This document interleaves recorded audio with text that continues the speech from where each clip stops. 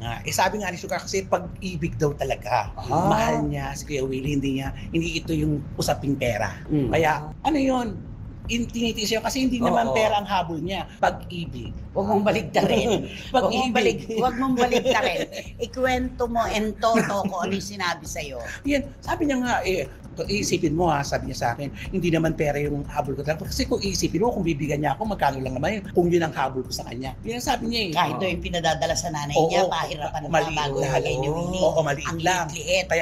Kaya hindi niya inaano na, hindi pera ang ano ko, kundi mahal ko lang talaga si Kuya Will. Pero sobrang pagmamahal na nauwi sa sobrang selos din. Ayun, ang nakakaloka. Diba? Kaya nga sabi ko, ang selos talaga ay pumapatay.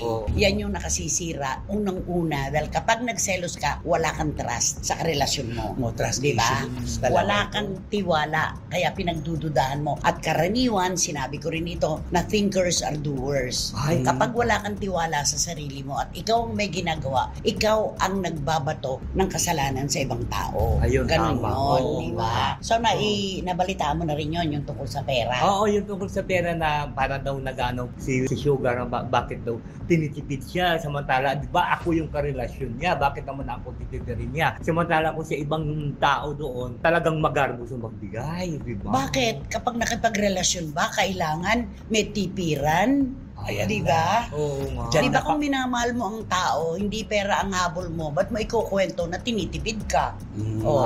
Di pera nga ang habol mo, kung tinitipid ka pala, so kayamanan. baligtad. Kinokontra niya yung sarili niya. Di ba? Tama. At saka, programa yung kay Willie Revillame, talagang ipinangako niya sa kanyang mga televiewers na kung may mananalo, magbibigay siya. Tama. Di ba? Tapos anong sabi niya? Nagbibigay sa iba. Nagbibigay siya sa mga di ba? Pagka may tumatawag sa kanya ng mga callers siya, binibigay niya ng 20,000. Diba? Tumawag na lang si Sugar. Magtanggap na lang siya na contestant. Sumali siya doon sa pa-contest ni Kuya Will. Para diba? bigyan siya. Ganun ang gawin niya. Kinontra niya yung salita niya na, love ko kasi, kaya kahit tinitipid ako. Tinitipid sa isang relasyon ba nagkakaroon ng kwentahan? Wala. Ay, diba? wala. Yun lang. Kung minsan nga ikaw na nag-aabono, parang ang feeling mo pa, kulang pa rin, di ba? At minsan nga kulang na, pero ikaw pa rin ang maligaya at nagpupuno. Di ba ganun yun? Dalang relasyon, give and take. Correct. Di ba? Wala namang yung usapin ng pera. Kaya mo, hindi mo dapat ikinukwento kung kani-kanino na ikaw ay hindi binibigyan ng pera ni Willie.